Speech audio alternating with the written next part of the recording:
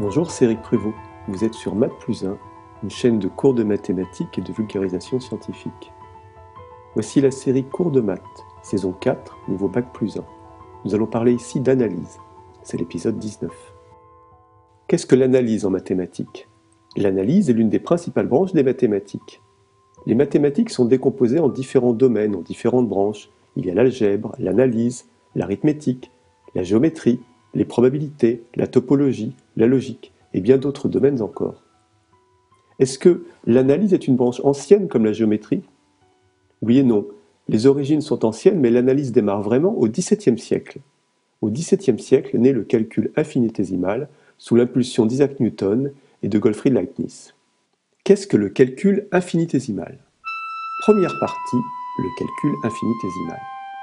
Leibniz utilise des quantités qu'il appelle les infinitésimaux, des infiniment petits. Un infiniment petit, dx par exemple, est une quantité non nulle mais plus petite que tout nombre réel. En notation moderne, nous écririons quel que soit x appartenant à R, c'est-à-dire quel que soit x un réel, 0 inférieur à dx inférieur à x. Un infiniment petit est donc un nombre, une quantité non nulle mais plus petit que tout nombre réel? Étrange, non? Bizarre. À l'instar des nombres négatifs, qui ne peuvent être représentés graphiquement, les infinitésimaux vont déplaire à nombre de mathématiciens. Deux clans vont alors s'affronter, les partisans des infinitésimaux et les adversaires des infiniment petits. Infinitésimal vient du latin infinitesimus, qui désignait à l'origine l'élément infinième dans une série. Les infiniment petits étaient déjà présents chez certains savants grecs comme Archimède. Dans sa méthode d'exhaustion, il propose un procédé de calcul d'aire, de volume et de longueur basé sur une itération à l'infini.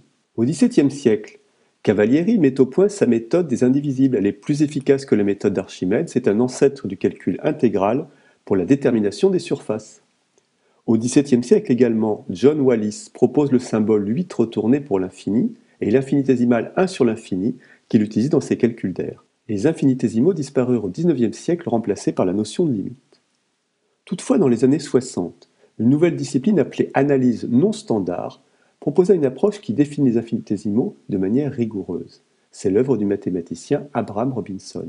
Controversée, peu populaire dans l'école française de mathématiques, la discipline est peu enseignée. Mais peut-être dans quelques années y verra-t-on le moyen de refonder l'analyse du XXIe siècle. Quels sont les sujets abordés par l'analyse? Deuxième partie, les différents types d'analyse, les thèmes abordés par l'analyse.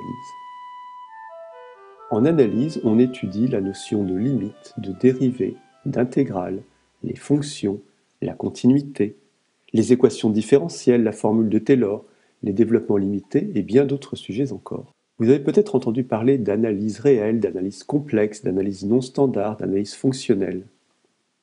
L'analyse dont il est question niveau Bac+1 est l'analyse réelle, l'étude des fonctions de R dans R. L'analyse complexe est abordée en licence 3, ce sont les fonctions de C vers C. L'analyse non standard, comme nous l'avons vu, est apparue dans les années 60, elle propose une formalisation des infiniment petits. Il existe bien d'autres domaines comme l'analyse fonctionnelle ou encore l'analyse harmonique. Troisième partie, origine du mot analyse. Les Anglais disent analysis comme en latin. Le latin analysis vient du grec analousis, lui-même tiré du verbe analuen. Ce verbe analuen signifie résoudre un problème en remontant à ses causes, à ses conditions. Le terme analyse est d'abord présent en littérature au XVIe siècle en Europe. C'est l'étude critique d'un ouvrage. Au XVIIe siècle, le terme analyse est utilisé en mathématiques et en anatomie. Il désigne un examen isolant et distinguant les différentes parties d'un tout. L'analyse est d'abord vue comme une méthode par Descartes. Puis l'analyse devient une branche des mathématiques vers 1695 avec l'analyse des infiniment petits. Est-ce que tout cela a un rapport avec la géométrie analytique? Analytique, analyse, ça semble se ressembler un petit peu. Quatrième partie, la géométrie analytique. En effet, il y a bien un lien entre les deux. La géométrie analytique a été créée par René Descartes au XVIIe siècle. Avant Descartes, les points, les figures géométriques étaient perdues dans l'espace, elles n'étaient pas repérées. Le point A est isolé dans l'espace, il n'y a aucun repère. Descartes va introduire un système de coordonnées qui s'appellera par la suite système de coordonnées cartésiennes en hommage à son nom. En effet, le patronyme Descartes peut s'écrire en deux mots, Descartes. En vérité, au début, Descartes n'utilise qu'un seul axe, puis par la suite, deux droites se coupant en un point O, l'origine du repère, seront utilisées. Les deux droites peuvent être ou non orthogonales. Bien sûr, le repère est plus simple à manipuler si les deux droites forment un angle droit. Le point A est maintenant repéré dans l'espace par un système de coordonnées x et y. En réalité, ce que nous appelons aujourd'hui l'ordonnée et l'abscisse ne s'appelait pas comme cela à l'origine. L'abscisse s'appelait la coupée, et le terme abscisse était proposé par Angeli en 1659. L'ordonnée s'appelait l'appliquée, et Pascal a proposé le terme ordonnée en 1658. Enfin, Leibniz a proposé en 1692 le terme coordonnée. Avant Descartes, l'algèbre et la géométrie sont séparées. D'ailleurs, les mathématiques sont principalement vues comme étant de la géométrie, l'algèbre servant simplement à faire des calculs. C'est une discipline mineure par rapport à la géométrie. Descartes va réunir la géométrie et l'algèbre.